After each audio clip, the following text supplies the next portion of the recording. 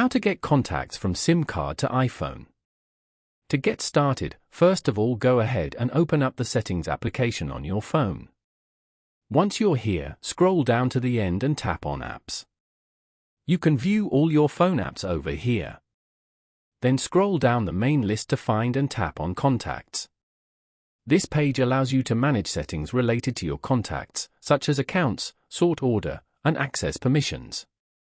Scroll to the very bottom of this screen and tap on the Import SIM Contacts option. A pop-up will appear, showing that the import process has started. After a few moments, all contacts from your SIM card will be successfully added to your iPhone's contact list. Following these steps, you can easily get contacts from SIM card to iPhone.